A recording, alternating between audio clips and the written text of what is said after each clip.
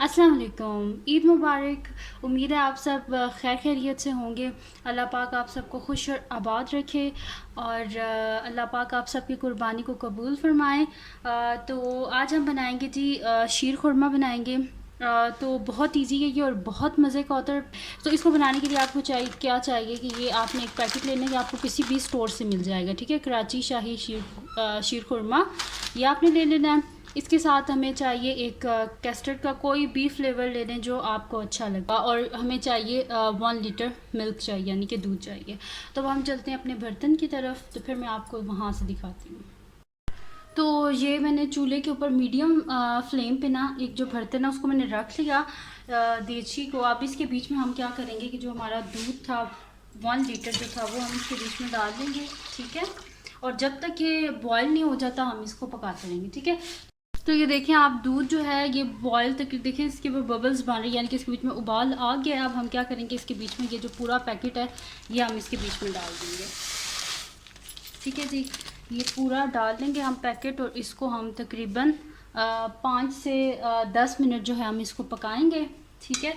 तो इसको मिक्स कर लेते हैं हम, और इसको आपने जो है ना मिक्स करते रहना साथ साथ, ठीक है। तो हम इसको मिक्स कर लेंगे, और तकरीबन 5 मिनट के बाद जो मैंने कस्टर्ड आपको बताया था ना वो हम इसके बीच में डालेंगे।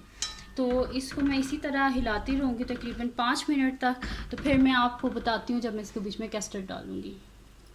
के बीच में डाल देंगे कि मेरे पास बनाना फ्लेवर में था, और इसको डालते ही आपने इसको मिक्स करना है, क्योंकि नहीं मिक्स करेंगे तो ये एक ही जगह पे जो है वो मतलब कि सही से, मतलब कि ये मिक्सचर नहीं बनेगा। तो इसको हम साथ साथ हिलाते रहते हैं, ठीक है। और इसको हिलाना साथ में लाजमी है, नहीं तो ये ख़राब हो जाएंगी। तो हम इसको साथ साथ हिलाते रहते हैं। अब हम इसको तकरीबन और पकाएंगे 10 मिनट तक, और फिर जो है ना मैं इसको डिश आउट करके आपको दिखाती हूँ।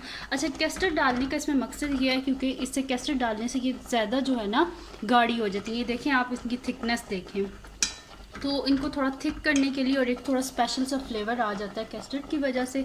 तो इस वजह से इसके बीच में कस्टर्ड डाला है। अब मैं आपको जो है ना बाउल में निकाल के ये दिखाती हूँ।